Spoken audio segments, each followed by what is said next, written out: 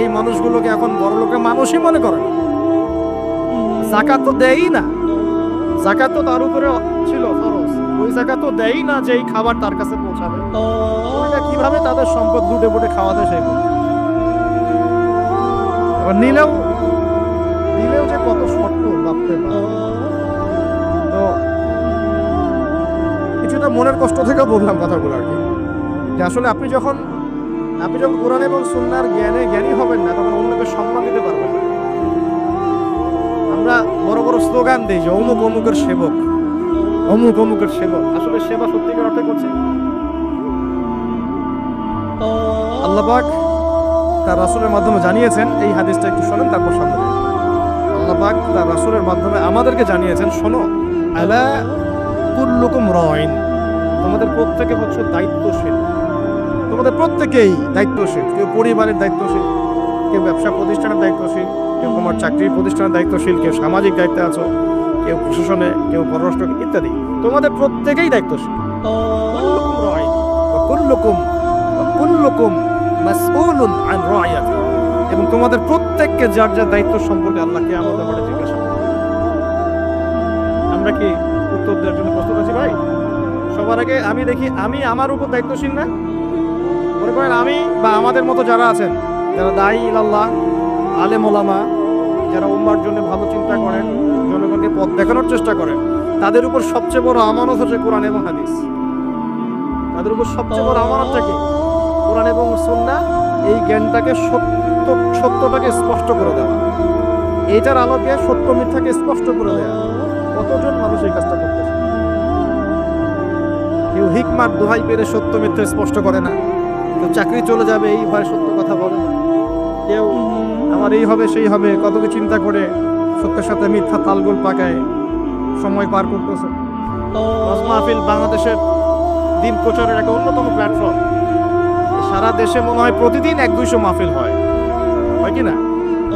কিন্তু আপনি দেখবেন প্রচুর মাহফিল, অহেতুক গাল গল্প কেচ্ছা কাহিনী, টাইম নষ্ট করে।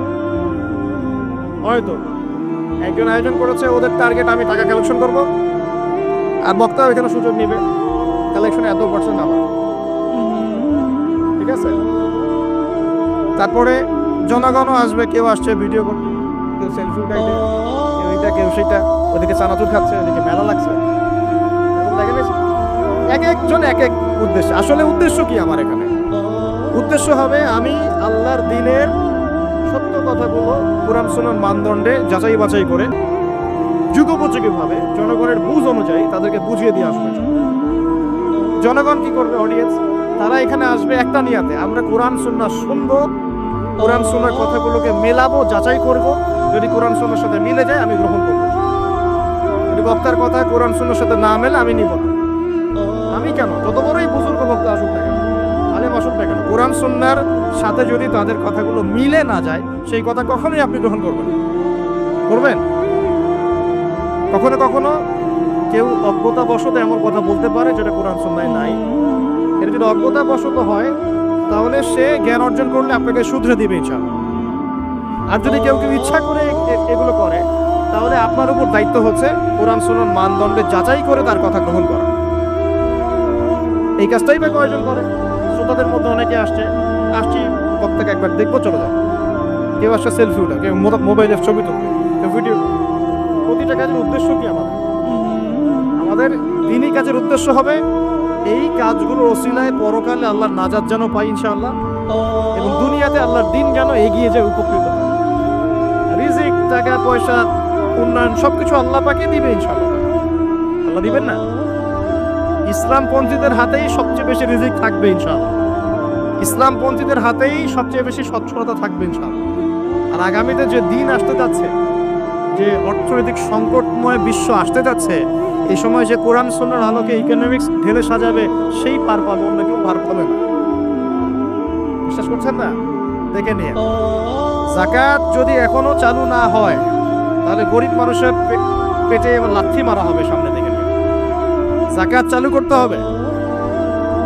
খালি কোটি কোটি টাকা প্রতি মাসে মাসে কামাই করবো, যাকাত দিব না, এটা বাদ দিয়ে দেন। যাকাত যে দিবে না সেও বিপদে পড়বে, যাকাত যাকে দেয়া হবে না তারও অর্থনৈতিক মন্দা শুরু হয়ে যাবে। যাকাত আল্লাহ পাক দিয়েছেন কোরআনের। কোরআনের অর্থনীতি মানে যাকাত, কোরআনের অর্থনীতি মানে ব্যবসা, কোরআনের অর্থনীতি মানে সাদাকা, কোরআনের অর্থনীতি মানে কৃষিভিত্তিক অর্থনীতি।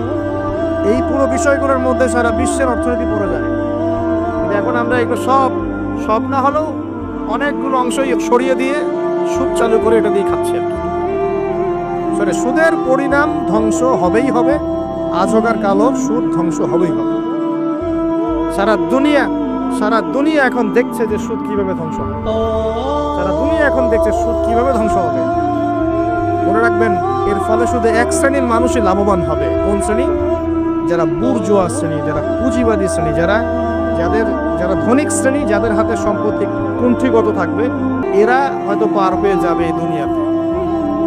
কিন্তু মধ্যবিত্ত শ্রেণী আর নিম্ন মধ্যবিত্ত শ্রেণীর জীবনে এমন দুর্ভোগ নেমে আসবে সামনে, দেখে নিন কি সুদের পরিণতি হচ্ছে ধ্বংস। সুদের পরিণতি মানেই ধ্বংস। সুদ যখন চালু হবে তখন আল্লাহ পাক কোরআনে বলছেন, ও যে ব্যক্তি সুদ খেলো সে যেন আমার এবং আমার নবীর সাথে যুদ্ধ করলো। একটা বলি তাহলে বুঝবেন। সূরা বাকারায় 279-80 এগুলো থেকে আছে, 79-80। আল্লাহ পাক বলছেন, ইয়া আইয়ুহাল্লাযীনা আমানু, হে মুমিনগণ, ইত্তাকুল্লাহ, তোমরা আল্লাহকে ভয় করো। আল্লাহর কথা সহজ না?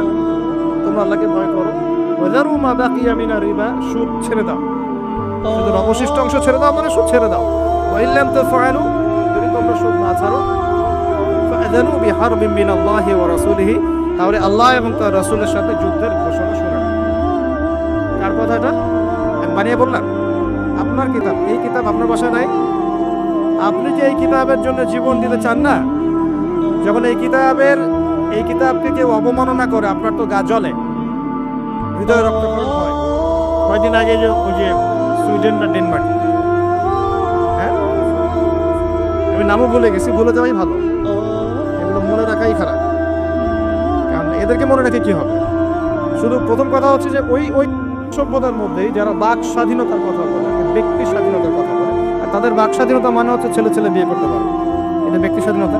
আর বাক স্বাধীনতা মানে ইসলামের বিরুদ্ধে যা ইচ্ছা তাই বলতে পারবে, ইসলামের বিরুদ্ধে যা ইচ্ছা তাই বলতে পারবে, এটা হচ্ছে বাক স্বাধীনতা। আর আল্লাহ পাকের বিধানের বাইরে যা ইচ্ছা তাই করতে পারবে, মদ খাবে, সুদ খাবে, ঘুষ খাবে, জেনা করবে, পর্নোগ্রাফিতে থাকবে, যা ইচ্ছা করবে, এর নাম হলো ব্যক্তি স্বাধীনতা। এটা ওরা বিশ্বাস করে। তো সেখানে কোরআনকে অবমাননা করেছে, কোরআন পুড়িয়ে দিয়েছে, আপনারা দেখেছেন তো? তখন আপনার খারাপ লাগে নাই? একটু খারাপ লাগে নাই ভাই? কষ্ট হয় নাই? যদি সে আপনার ছেলে হতো, আপনি কি করতেন বলেন? আপনার ছেলে যদি কোরআন পুড়িয়ে দিত, কি করতেন?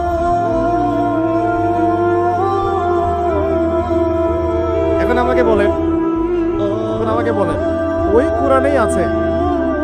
কোরআনেই আছে সুদ খাওয়া মানে আল্লাহ এবং তার রাসূলের সাথে যুদ্ধ করা। আমি আর আপনি যে মানছি না, এখন আমাদের কেউ বলেন, সে তো অমুসলিম, কোরআনে কি আছে জানেই না বেচারা। কোরআনের প্রতি অনেক ক্ষোভ, কারণ কোরআন ওদের সমস্ত জাহিলিয়াত অন্যায়ের বিরুদ্ধে কথা বলে। এই জন্য কোরআনকে পুরাই দিতে চায় এবং নবীকেও গালিগালাজ করে, তাই না? ইসলামের বিরুদ্ধে দাঁড়া যায়, ইসলামের বিরুদ্ধে ওরা চেষ্টা চালায়, কারণ ওরা জানে না ইসলাম কি, ওরা বোঝে না কোরআন কি, ওরা বোঝে না মুহাম্মদ সাল্লাল্লাহু আলাইহি ওয়াসাল্লাম কে, তিনি কেমন আদর্শ, কেমন মানুষ, তিনি যে পুরো বিশ্বের জন্য রহমত, ওরা তো জানেই না, বোঝেই না। আমরা জানি না। এখন আমরা যে জানি, কিন্তু আমরা যে কোরআন পড়তে জানি না। আমরা তো জানি, কিন্তু আমরা তারপরেও যে কোরআন তেলাওয়াত করতে পারি না, জানার পরেও যে কোরআনের অর্থ কোনোদিন পড়ে দেখলাম না। আরে কত বছর তো অর্থ পড়তে বলেছিলাম যে অর্থগুলো একটু পড়ে দেখেন, বাপরে বাপ, যে ধোয়াটা ধুইলো আমাকে, আমি একদম পরিষ্কার হয়ে গেছি, এমন ধোয়া ধুইতেছে। কোরআনের অর্থ পড়ার দরকার নয়। আমি কি বলেছিলাম যে কোরআন তেলাওয়াত করলে কোনো নেকি হবে না? কোরআন তেলাওয়াত করলে কোনো নেকি হবে না, এই কথা বলেছিলাম? বলেছিলাম যে কোরআন তেলাওয়াত শুধু তেলাওয়াত করে গেলে আপনি ভিতরের হকটা আদায় করতে পারবেন না। কোনটা বলেছে? কোরআনে আপনি সূরা ফাতিহা পড়লেন, কিন্তু সূরা ফাতিহার অর্থ আপনি বুঝলেন না। আপনি কি সূরা ফাতিহার মধ্যে আল্লাহ যা বলেছেন তা কি বুঝতে পারলেন? এই যে আয়াত একটা তেলাওয়াত করলাম, আপনি পড়তে পারলেন, ইয়া আইয়ুহাল্লাযীনা আমানু তাকুল্লাহা ওয়া যারু মা বাকিয়া মিনার রিবা ইন কুনতুম মুমিনিন ওয়া ইন লাম তাফআলু ফাআযানু বিহারবিন মিনাল্লাহি ওয়া রাসূলিহি। আপনি কি কিছু বুঝলেন? তেলাওয়াত তো করলেন, প্রত্যেক হরফে 10 টাকা হলো, আপনার আমলনামায় প্রত্যেক হরফে 10 টাকা হলো, ঠিক আছে, বুঝলাম, মানলাম। কিন্তু এই আয়াত যে আপনি বুঝতে পারলেন না। এখন আমি যদি বলে দেই আয়াতের অর্থটা এমন, হে মুমিনগণ আল্লাহকে ভয় করো, সুদ ছেড়ে দাও, যদি না ছাড়ো আল্লাহ এবং তার রাসূলের সাথে যুদ্ধের ঘোষণা শুনে রাখো। এবার কি কিছু বুঝতে পারলেন? বুঝতে পারেন নাই? তাহলে অর্থের দরকার নাই ভাই। আর কত সহজ করে বলবো বলেন তো ভাই, আর কত সহজ করে বলবো? আমি যে এখন মুসলিম পরিবারে জন্ম নিয়েও যে আমি কোরআন তেলাওয়াত করতে পারছি না, অর্থটা পড়ে দেখছি না, নবীর হাদিসগুলো পড়ছি না, কোরআন রেগুলার একটু তেলাওয়াত করি না, কোরআনের একটু দাওয়াত মানুষকে দেই না, কোরআনের কাজে সাহায্য করছি না, এগুলো কি আমার অপরাধ হচ্ছে না? কে বড় অপরাধী তাহলে? তারা না আমরা? বলেন এবার, কি ওয়াদাটা করতে পারি? প্রথম ওয়াদা করেছেন দরুদ পড়বেন সকালে সন্ধ্যায় 10 বার করে, মনে আছে তো নাকি ভুলে গেছেন? আমাদের মেমোরি তো এখন মাছের মতো, অ্যাকুরিয়ামের মাছ আছে না, মাছের মেমোরি ওখানে ঘোরে কেন সারাদিন জানেন? কারণ ওর memory short time memory loss, মানে ওর মেমোরি এত নিচু স্কেলের, ও মনে করে যে এটা হচ্ছে অনেক বড় সমুদ্র, কোথায় গেল ভুলে গেল, এই যেখান থেকে এই পর্যন্ত গিয়েছে ও ভুলে গেছে কোথায় কোথায় আসছে, মেমোরি লস। আমাদের কেন জানি আমাদের জাতিটা এরকম হয়ে গেছে, আল্লাহ মাফ করুন। একটা ইস্যু আসে ওইটা নিয়ে একদম মাতামাতি লাফালাফি, চলে গেলে ওটা ভুলে যাবে, নতুন ইস্যু, হয় না? আচ্ছা, তো আপনারা ওই রকম হয়েন না অন্তত পক্ষে, আল্লাহ পাক তৌফিক দান করুন। প্রথমে ওয়াদা করেছেন কি 10 বার করে, মনে আছে তো? আচ্ছা, এবার দ্বিতীয় ওয়াদা করেন যে কোরআন যারা তেলাওয়াত করতে জানেন না, আমি অর্থের কথা বলছি না এখন, জাস্ট তেলাওয়াতের কথা বলছি, যারা কোরআন তেলাওয়াত করতে জানেন না, এই যে রমজান মাস সামনে আসছে, এই পুরো রমজান সময় দিলাম বিশুদ্ধ করে কোরআন তেলাওয়াত শিখতে হবে। রাজি আছেন ইনশাআল্লাহ? রাজি আছেন ইনশাআল্লাহ? ওয়াদা করছেন তো? নিয়ত এত দুর্বল কেন? নিয়ত এত দুর্বল কেন? কোরআন তেলাওয়াত শিখতে কি কষ্ট হবে খুব? এটা তেলাওয়াত শেখাটা কি অযথা হবে?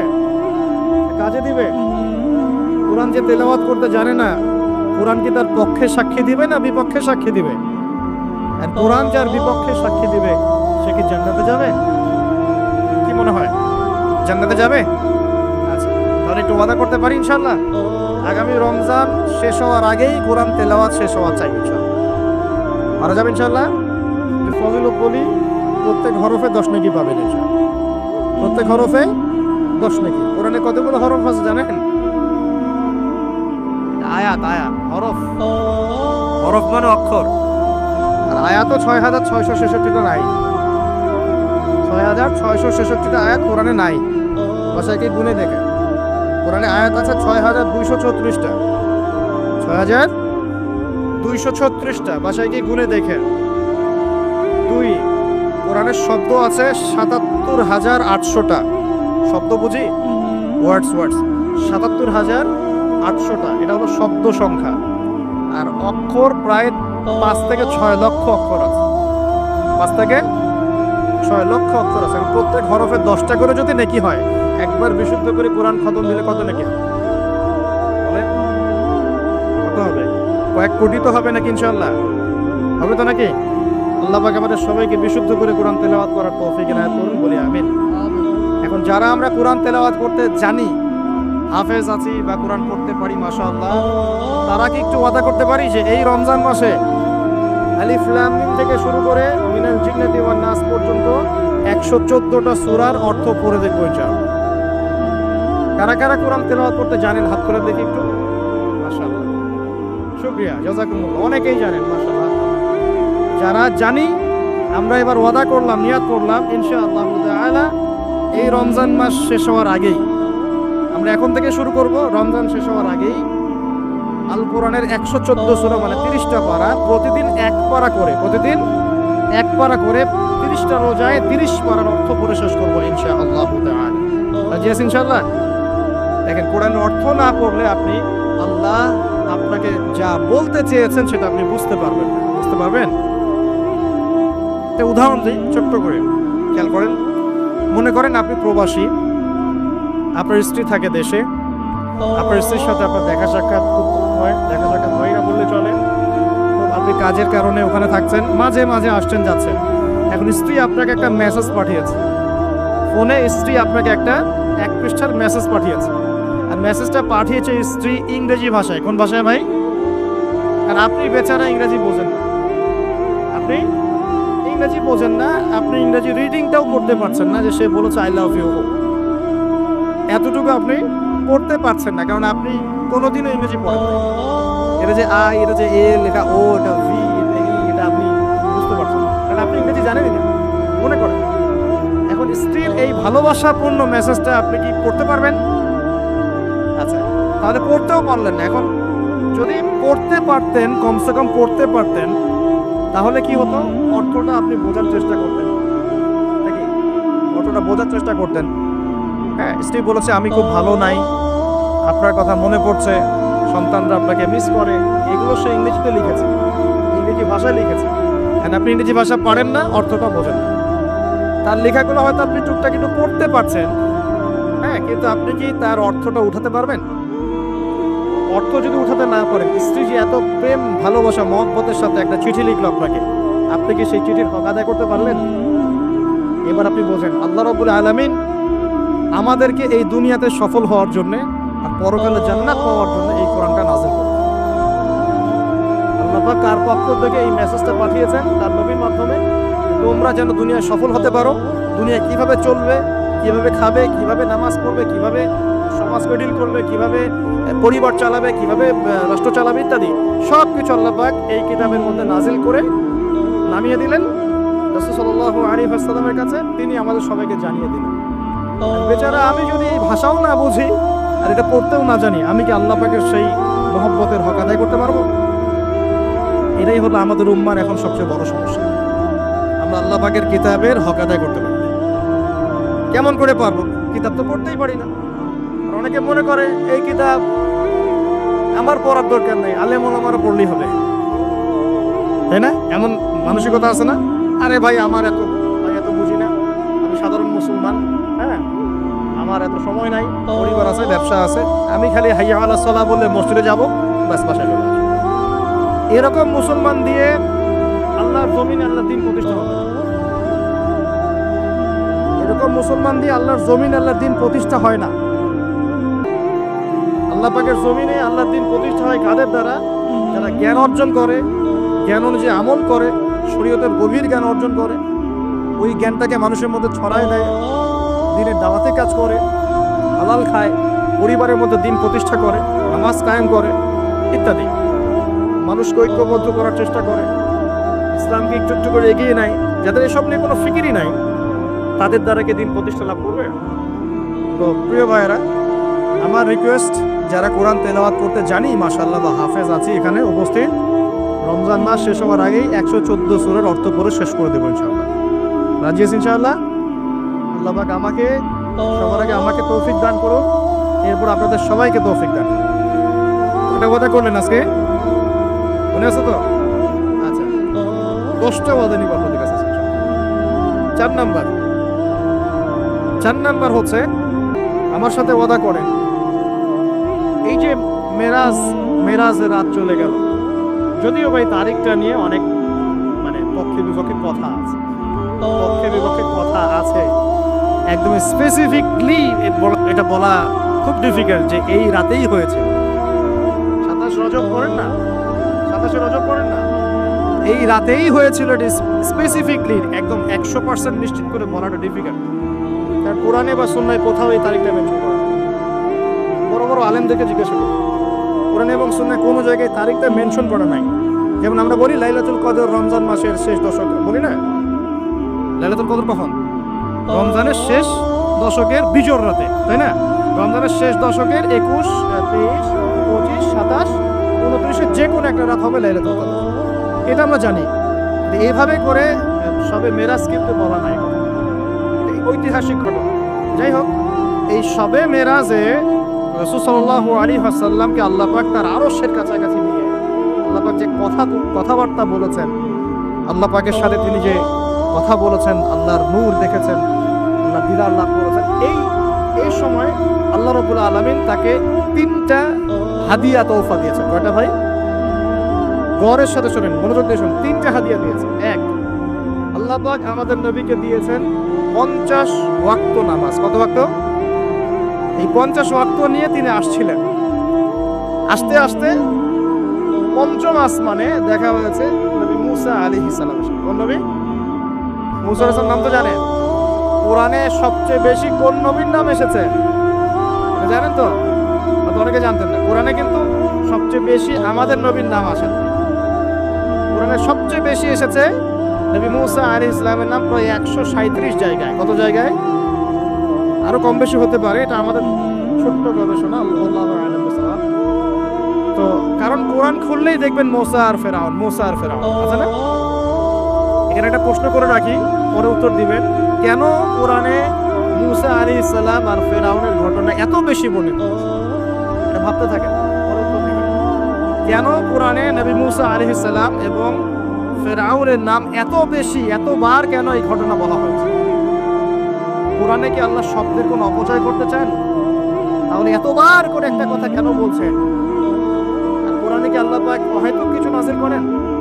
না, নিশ্চয়ই পিছনে কোনো কারণ আছে বলেই করেন। কোনো কারণ ছাড়া কি আল্লাহ পাক কোনো কাজ করেন? আচ্ছা, তার মানে এর পিছনে কোনো কারণ আছে। এই যে একটা সূরা আপনারা পড়েন, সূরা আর রহমান। সূরা আর রহমানের মধ্যে পড়েন না, আর রহমান আল্লামাল কোরআন খালাকাল ইনসান আল্লামাহুল বায়ান, পড়েন না? আচ্ছা, এই সূরার মধ্যে 31 বার এসেছে ফাবিআই আলাই রাব্বিকুমা। আমি যদি বলি যে 31 বার কেন এই আয়াতটা আসলো, এতবার কেন? একটা সূরার মধ্যে এতবার একটা কথা বলার কি দরকার? আল্লাহ পাক তো কোরআনে শব্দের অপচয় করতে চান, এতবার করে আল্লাহ পাক কেন বলছেন এই কথা? এই দুটো উত্তর আলোচনার শেষে আমি যুবকদের কাছ থেকে শুনবো, বার্তা থাকেন। সূরা আর রহমানে কেন এতবার ফাবিআই আলাই রাব্বিকুমা তুকাযিবান বলা হয়েছে, এবং মুসা এবং ফিরআউনের ঘটনা এতবার কেন এসেছে? আমাদের উম্মাহকে আল্লাহ কি শেখাতে চাচ্ছে? আমার বিষয় আছে কিনা ভাই? কোরআন নিয়ে মানুষ ভাববে কখন? যখন পড়বে, বুঝবে, তখন তো ভাববে নাকি? একটা বিষয় যখন পড়ে বুঝে গবেষণা করে তখন না মাথায় গুলো খেলে। আর কোরআন তো সেই খুলেছিলাম বাবা মারা যাওয়ার সময়, বাবার মৃত্যুবার্ষিকীতে, বাবার 40 দিনের দিন। হ্যাঁ, ওই যে কবে আমার ছেলে অসুস্থ হয়েছিল ওই দিন কোরআন খুলে ঝাড়ফুঁক করেছি। এগুলোই তো কোরআনের সাথে আমাদের সম্পর্ক। একটু চেক করে দেখেন, লাস্ট কত মিনিট আগে আপনি হোয়াটসঅ্যাপ চেক করেছেন, দেখবেন আধা ঘন্টা আগে। লাস্ট কত ঘন্টা আগে আপনি ইউটিউব চেক করেছেন, দেখবেন 1 ঘন্টা আগে চেক করেছেন। লাস্ট কত ঘন্টা আগে আপনি ফেসবুক স্ক্রল করেছেন, দেখবেন 10 মিনিট আগে, 15 মিনিট আগে, 20 মিনিট আগে। এমন আমল নামা স্ক্রল করে দেখেন লাস্ট কবে কোরআন খুলেছিলেন, বুঝতে পারবেন কবে শেষ কোরআন খুলে দেখেছেন, কে কবে শেষ কোরআন খুলে দেখেছেন। কোরআনের সাথে যদি এমন সম্পর্ক হয়, হে মুসলিম জাতি, আমাদের আল্লাহর গজব থেকে বাঁচার কোনো সম্ভাবনা নেই। আল্লাহ পাক আমাদেরকে কোরআনের সাথে সম্পর্ক করার তৌফিক দান। যে কোরআনের সাথে সম্পর্ক করতে পেরেছে সে সরাসরি আল্লাহর সাথে সম্পর্ক করতে পেরেছে। যার সাথে কোরআনের সম্পর্ক নাই সে আল্লাহর মারেফত থেকে বহু দূরে অবস্থান করছে। আল্লাহর মারেফত এইভাবে পাওয়া যায় না, অনেক ত্যাগ তিতিক্ষার মধ্য দিয়ে। আল্লাহ পাকের মারেফত পাওয়ার সবচাইতে শ্রেষ্ঠ মাধ্যম হচ্ছে কোরআনুল কারীম। এছাড়া এর চেয়ে শ্রেষ্ঠ কোনো মাধ্যম নেই। হ্যাঁ, সালাত আছে, যেটা ইবাদত, এটা হচ্ছে বিধান। এই বিধান এবং এর তেলাওয়াত, আল্লাহ পাকের কালাম, এর মধ্য দিয়ে আল্লাহ পাকের মারিফত লাভ করা যাবে ইনশাআল্লাহ। আল্লাহর সাথে আপনি সরাসরি কথা বলতে পারবেন। আপনি কি আল্লাহর সাথে কথা বলতে চান না? আল্লাহ পাক কি বলছেন, কেন বলছেন, আপনার সাথে আপনার প্রতি আল্লাহ পাক কি নসিহত করছেন, আপনি কি জানতে চান না, শুনতে চান না? মুসা আলাইহিস সালাম পঞ্চম আসমানে আমাদের নবীকে বলছেন 50 ওয়াক্ত নামাজ আপনার উম্মত পড়তে পারবে না, আপনি কমিয়ে নিয়ে আসেন। আমার উম্মতকে 2 ওয়াক্ত নামাজ দেয়া হয়েছিল, পড়তে পারে না। তার উম্মতের নাম কি? মুসা আলাইহিস সালামের উম্মতের নাম কি বলেন? বনু ইসরাইল। কিন্তু বনু ইসরাইল তারও আগ থেকেই ছিল। বনু ইসরাইল বলা ইয়াকুব আলাইহিস সালামের বংশধরদেরকে। মুসা আলাইহিস সালামের কওম দাবি করে, এখন যারা তারা দাবি করে যে আমরা মুসা আলাইহিস সালামের কওম। কিন্তু সত্য কথা হচ্ছে যে যারা এই দাবিটা করে এরা সত্যিকারের বনু ইসরাইল নয়। এরা হচ্ছে ইউরোপিয়ান জিউস, ইউরোপ থেকে এসেছে। এরা ইউরোপিয়ান জিউস, এরা সত্যিকারের বনু ইসরাইল নয়, এটা মাথায় রাখবেন। আচ্ছা, আর যারা বলে আমরা নাসারা বা খ্রিস্টান, এরাও সত্যিকারের খ্রিস্টান নয়। সত্যিকারের খ্রিস্টানরা কখনো 3 খোদায় বিশ্বাস করত না। তারা বিশ্বাস করতো আল্লাহ ছাড়া কোনো ইলাহ নাই এবং আল্লাহ পাকের কোনো সন্তান নেই, তারা বিশ্বাস করত। তারা বিশ্বাস করতে ঈসা আলাইহিস সালাম আল্লাহর সন্তান নয়। সত্যিকারের খ্রিস্টান ছিল বাদশা নাজাশী। কি নাম শুনেন নাই? বাদশা নাজাশী ছিল নবী সাল্লাল্লাহু আলাইহি ওয়াসাল্লামের সময় এমন একজন খ্রিস্টান শাসক যার রাজ্যে কেউ জুলুমের শিকার হতো না। মুসলমানরা একসময় সেই রাজ্যে আশ্রয় নিয়েছিল এই মুশরিকদের অত্যাচার থেকে বাঁচার জন্য। এই বাদশা নাজাশী মুসলমানদেরকে আশ্রয় দিয়েছিল, তাদের ভরণ পোষণ দেখাশোনা সবকিছু করেছিল। এই বাদশা নাজাশী যখন মারা যায়, আমাদের নবী নিজে তার গায়েবানা জানাজার নামাজ পড়েছে। যারা ছিল প্রকৃত খ্রিস্টান, যার সামনে জাফর রাদিয়াল্লাহু আনহু সূরা মারিয়াম তেলাওয়াত করেছিলেন, সূরা মারিয়ামে তেলাওয়াত শুনেই তিনি চোখ দিয়ে দরদর করে কান্না শুরু করেছেন। তো মনে রাখবেন, এখনকার ইউরোপিয়ান জিউসরা কিন্তু প্রকৃত বনু ইসরাইল নয়, এটা মাথায় রাখবেন। তারপরে সামনে যান, মুসা আলাইহিস সালাম কমাতে চাপ দিচ্ছেন।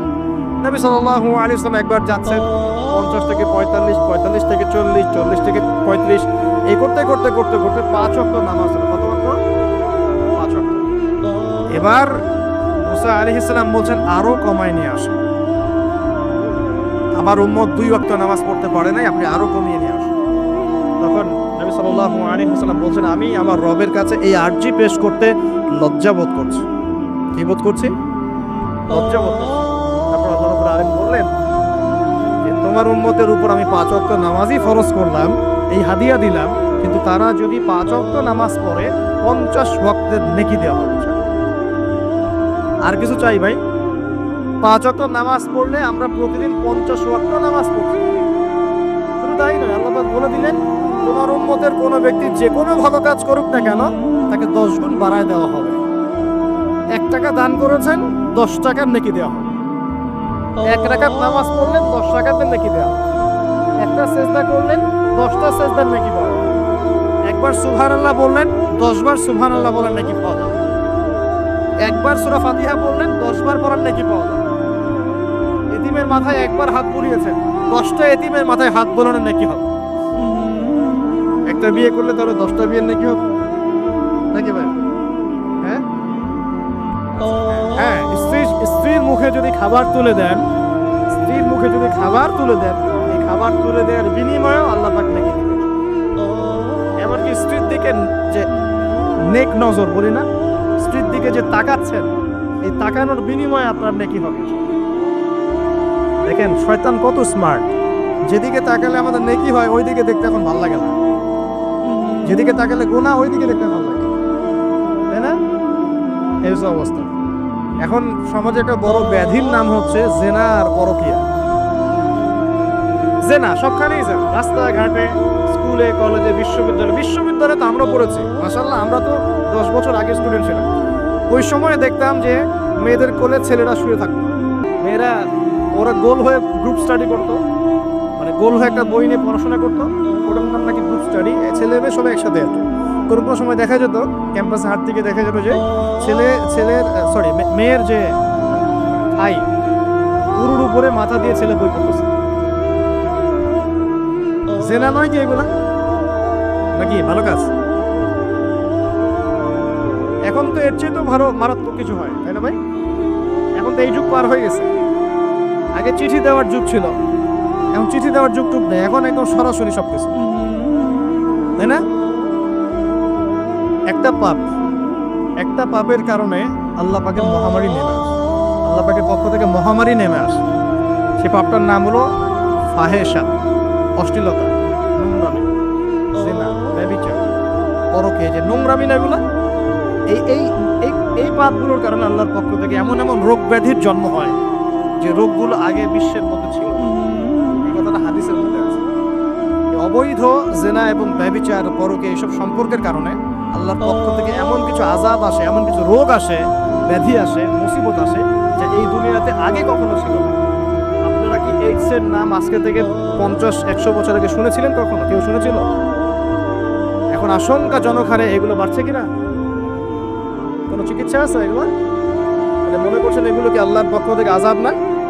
আল্লাহর আযাব না এগুলো? আমরা এখন এমন একটা জায়গায় চলে আসছি, আসলে কি বলবো, এখনকার নিউজগুলো এমন যে কোনো জায়গায় কোনো ক্ষেত্রে দেখা যায় যে বৈধ সম্পর্ক যেগুলো আছে না, বৈধ সম্পর্ক, মাহরাম, এই মাহরামদের মধ্যেও অবৈধ যৌন সম্পর্ক চলতেছে। এগুলো পেপার পত্রিকায় আসে, এগুলো দেখা যায় অনলাইনে উঠলে দেখা যায়। আল্লাহ পাক আমাদের সবাইকে চরিত্র পবিত্র রাখার তৌফিক দান করুন। তাই চরিত্র পবিত্র রাখার জন্য আমি পরামর্শ দিই, নিজেকে ভালো কাজে ব্যস্ত রাখেন, নিজেকে ভালো কাজে ব্যস্ত রাখেন। সেটা সামাজিক কাজও হতে পারে, সমাজ কল্যাণমূলক কাজ করেন না, জনসেবা করেন, মানুষের সেবা করেন, মানুষের কাছে থাকেন, সোশ্যাল ওয়ার্ক করেন। এই যে অ্যাসোসিয়েশন আছে না কিছু সামাজিক, নন পলিটিক্যাল, নন প্রফিটেবল কিছু ফাউন্ডেশন থাকে না, মানুষের কল্যাণে কাজ করেন, ইফতারের প্রজেক্ট করেন সামনে, ঠিক আছে। তারপরে শীতবস্ত্র হয়, তারপরে যে ত্রাণ রিলিফ, মানে মানুষের কল্যাণ, বৃক্ষরোপণের কাজ, তারপরে আপনার এই যে রক্তদান কর্মসূচি, এই টাইপের যে ভালো ভালো কাজ, সমাজ কল্যাণমূলক কাজ, এই সমাজ কল্যাণমূলক কাজগুলো করলেও মনটা বড় হবে। ভালো কাজে ব্যস্ত থাকবেন, আপনি দেখবেন মাথার মধ্যে শয়তানি নাই। যখন মানুষের কাজ নাই, সারাদিন অলস বসে থাকে, মাথার মধ্যে দুনিয়ার শয়তানি করে করে কথা। আল্লাহ পাক আমাদের সবাইকে ভালো কাজের সাথে থাকার তৌফিক দান এবং ভালো কাজে একে অপরকে সহযোগিতা করার তৌফিক দান। ইনশাআল্লাহ এই রমজান মাস আসার আগে আমরা আরেকটা ভালো কাজ করার চেষ্টা করবো ইনশাআল্লাহ। সেটা হলো রমজান মাসে সাধারণত নিত্য প্রয়োজনীয় দ্রব্যের দামগুলো বেড়ে যায়, তাই কিনা? এটা তো হয় সাধারণত। কি কি কারণে হয় সেটা আমি পরে একদিন আলোচনা করব। এই কারণগুলো আমাদেরকে দূর করতে হবে, আল্লাহ পাক তৌফিক দান করুন। কিন্তু সাধারণত দেখা যায় রমজান মাসে দামগুলো বৃদ্ধি পায়, তখন মধ্যবিত্ত এবং নিম্ন মধ্যবিত্ত শ্রেণীর চরম দুর্ভোগ দেখা দেয়। তার অনেকেই দেখা যায় লোক লজ্জায় মানুষের কাছে হাত পাততে পারে না, কাউকে বলতে পারে না, কিন্তু ওদের ঘরে অভাব থেকে যায়। কোনো কোনো সময় দেখা যায় ইফতার করতে বসে তারা বদদোয়া করতে থাকে, ইফতার করতে বসে বদদোয়া করতে থাকে, আল্লাহ কি চলছে, কিভাবে খাবো, কিভাবে পড়বো, আল্লাহ তুমি দেখো, তুমি ছাড়া দেখার কেউ নাই, এগুলো বলতে থাকে। আমরা রমজান মাস আসার আগে একটা ভালো কাজ করার নিয়াত করি, আল্লাহ পাক তৌফিক দান করুন। আমাদের মধ্যে যারা সামর্থ্যবান আছে, আমাদের মধ্যে যারা সামর্থ্যবান, খেয়ে পরে বাঁচতে পারি তিন বেলা, আমরা আমাদের রমজান মাসের বাজার তো করবো, পাশাপাশি চেষ্টা করবো প্রত্যেক ভাই অন্তত একটা করে পরিবারের দায়িত্ব নেওয়ার জন্য। পারবেন তো ইনশাআল্লাহ? প্রত্যেক ভাই কমপক্ষে একটা করে পরিবার, সামর্থ্যবান, বিত্তশালী, সামর্থ্যবান, যাদেরকে আল্লাহ পাক সামর্থ্য দিয়েছেন অর্থনৈতিক, আমরা একটা নিয়াত করি যে আগামী রমজানে, এই আসন্ন রমজানে ইনশাআল্লাহ আমরা নিজেদের পরিবারের সাথে অন্তত একটা করে পরিবারের হলো দায়িত্ব নিব। আমরা নিজেদের পরিবারের বাজার করব, মাসিক বাজার, একটা পরিবারের মাসিক বাজার করে দেব, পারা যাবে না ইনশাআল্লাহ? এইভাবে যদি আমরা সমাজের মানুষগুলো এগিয়ে আসে, যাদের সামর্থ্য আছে, দেখবেন সমাজের একটা বড় অংশের মানুষের অভাবের সমস্যা দূর হয়ে যাবে। এক মাসের বাজেট তার কি লাগতে পারে, এক মাসের জন্য কতটুকু চাল লাগে, 20 কেজি 30 কেজি হাতে চাল লাগতে পারে, ডাল লাগতে পারে, নিত্য প্রয়োজনীয় জিনিস, তেল লাগতে পারে, চিনি লাগতে পারে, চিনি, তারপরে আপনার এই যে ছোলা লাগতে পারে, খেজুর লাগতে পারে। একটা প্যাকেজ করে আমি চেষ্টা করবো আমার পরিবারের সাথে অন্তত একটা করে পরিবারের